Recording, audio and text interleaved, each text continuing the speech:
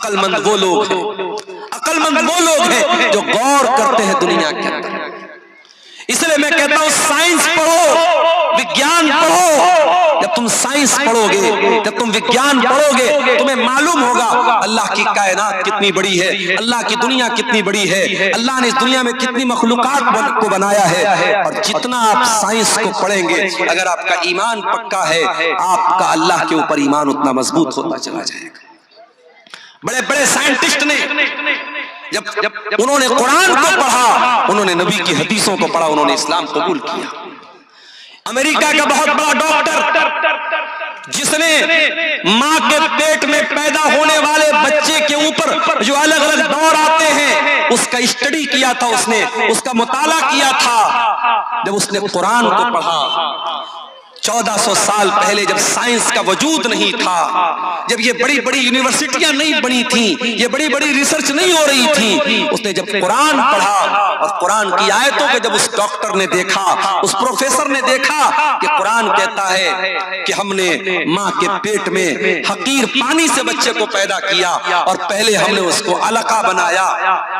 پہلے نطفے سے ہم نے علقہ بنایا، علقہ سے مضغہ بنایا، پھر ہم نے گوشت اس کے اندر پیدا کیا، ہڈیاں پیدا کی، گوشت چڑھایا اور پھر جیتا جاگتا انسان بنایا۔ اس ڈاکٹر نے وہ حیران رہ گیا کہ 1400 سال پہلے مائکروسکوپ بھی نہیں تھا، الٹرا ساؤنڈ بھی نہیں تھا اور یہ مشینیں بھی نہیں تھی۔ محمد کو کس نے بتایا؟ اللہ کے نبی صلی اللہ علیہ وسلم کو کس نے بتایا کہ ماں کے پیٹ میں بچے کے اوپر یہ الگ الگ دور آتے ہیں؟ وہ سائنسداں اسلام قبول کر لیتا ہے اور سعودی عرب میں اس زمانے میں بہت بڑی کانفرنس ہوتی ہے اور وہاں آ کر کے وہ اسلام قبول کرنے کا اعلان کرتا ہے اور کہتا ہے کہ میرا دل یہ کہتا ہے کہ محمد رسول اللہ کو یہ باتیں اللہ نے بتائی تھی، کیونکہ اس زمانے میں سائنس نہیں تھی، اس زمانے میں وگیان نہیں تھا۔ میرے بھائی، آپ جتنا پڑھیں گے، جتنا مطالعہ کریں گے، جتنا کائنات پر غور کریں گے، اتنا آپ اللہ تعالیٰ کے قریب آئیں گے۔ اسی لیے اللہ کہہ رہا ہے میرے عقل مند بندے وہ ہیں جو زمین و آسمان پر غور کرتے ہیں، اور جب زمین و آسمان پر غور کرتے ہیں تو وہ اس نتیجے پر پہنچتے ہیں، ربنا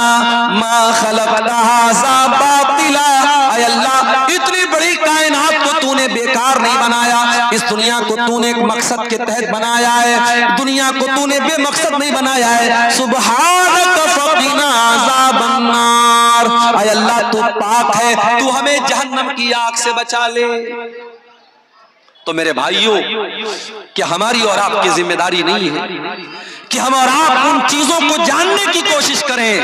جو ہمیں جہنم کی آگ سے بچانے والی ہے؟ آج کی تقریر میں میں یہ بھی آپ کے سامنے رکھنا چاہتا ہوں کہ وہ کون سی چیزیں ہیں جو ہمیں جہنم کی آگ سے بچانے والی ہیں۔ چند چیزیں، زیادہ وقت نہیں ہے، زیادہ تفصیل کا موقع بھی نہیں ہے، چند چیزیں جو جہنم کی آگ سے ہمیں بچانے والی ہیں۔ آئیے ذرا ہم قرآن و حدیث کی روشنی میں دیکھتے ہیں کون کون سی ایسی چیزیں ہیں جو جہنم کی آگ سے ہمیں بچانے والی ہے، تاکہ ہم ان باتوں پر عمل کریں اور اپنے آپ کو اور اپنے بیوی بچوں کو جہنم کی آگ سے ہم بچانے کی فکر کریں۔ اس میں سب سے پہلی چیز جو ہے میرے پیارے ساتھیوں،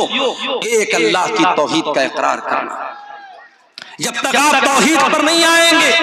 جب تک آپ اپنے آپ کو شرک سے نہیں بچائیں گے، آپ جہنم کی آگ سے اپنے آپ کو نہیں بچا سکتے۔ اللہ کے پیارے نبی فرماتے ہیں، بخاری اور مسلم کی روایت ہے،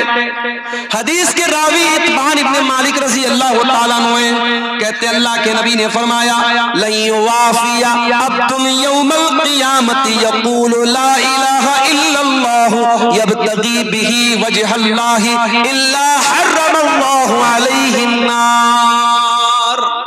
جو کلمہ پڑھے گا، جو لا الہ الا اللہ پڑھے گا، جو توحید پر قائم رہے گا، قیامت کے دن اللہ تعالیٰ اس پر جہنم کی آگ کو حرام کر دے گا، جہنم کی آگ اس کے اوپر حرام ہو جائے گی جو توحید پر قائم رہے گا۔ یہ توحید سب سے بڑی امانت ہے، اس کی حفاظت کرو میرے بھائی۔ آپ بہار کے کیسے علاقے میں رہتے ہیں جو بارڈر سے قریب کا علاقہ ہے، سیمانچل کا علاقہ ہے، آنے والے دنوں میں حالات بڑے خراب ہوں گے اور آپ کے ایمان کے سودے کیے جائیں گے اور آپ کو لالچ دیا جائے گا، پرلوبن دیا جائے گا اور آپ کے ہاتھوں سے ایمان کی دولت کو چھیننے کی کوششیں بھی ہوں گی۔ مگر یاد رکھنا، دنیا کی تکلیفیں، دنیا کی مصیبتیں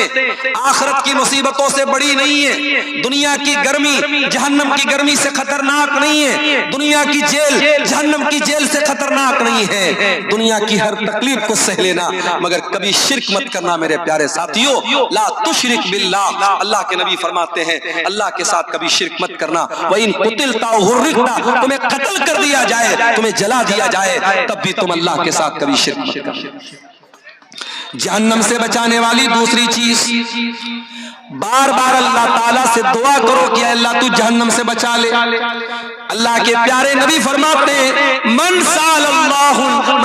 اللہ الجنت، جو اللہ تعالیٰ سے 3 مرتبہ جنت کا سوال کرتا ہے، جو اللہ سے کہتا ہے اے اللہ تو جنت دے دے، اے اللہ تو جنت دے دے، اے اللہ تو جنت دے دے، جو 3 مرتبہ جنت کا سوال کرتا ہے، قالت الجنت، تو جنت اللہ تعالیٰ سے کہتی ہے اللہم ادخلہ الجنت، اے اللہ تو اس کو جنت میں داخل کر دے۔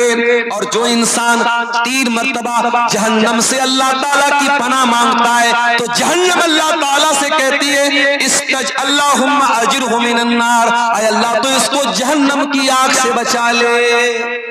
اس کا مطلب ڈیلی 3 بار یہ دعا کرو اللہم انی اسألک الجنہ، اللہم انی اسألک الجنہ، اللہم انی اسألک الجنہ، اور 3 مرتبہ اللہ تعالیٰ سے جہنم سے پناہ مانگو اللہم اجرنی من النار، اللہم اجرنی من النار، اللہم اجرنی من النار۔ 3 مرتبہ جنت مانگو اور 3 مرتبہ جہنم سے پناہ مانگو، اللہ تعالیٰ انشاءاللہ جہنم کی آگ سے آپ کی حفاظت کرے گا۔ ایک اور چیز سن لیجیے، فجر اور عصر کی نماز سب سے مشکل نماز۔ عام طور سے فجر کے ٹائم بھی انسان سویا رہتا ہے، عصر کے ٹائم بھی دوپہر میں آرام کرتا ہے، یہ 2 نمازیں بڑی مشکل ہیں۔ ان 2 نمازوں کو جو پابندی سے جماعت کے ساتھ پڑھے گا، اللہ کے پیارے نبی فرماتے ہیں صحیح مسلم کی روایت ہے لن یلج النار احد صلی قبل طلوع الشمس وقبل غروبها، جو انسان سورج کے نکلنے سے پہلے والی نماز اور سورج کے ڈوبنے سے پہلے والی نماز پڑھتا ہے، یعنی فجر کی نماز پڑھتا ہے اور عصر کی نماز پابندی سے پڑھتا ہے، وہ جہنم کی آگ میں نہیں جائے گا۔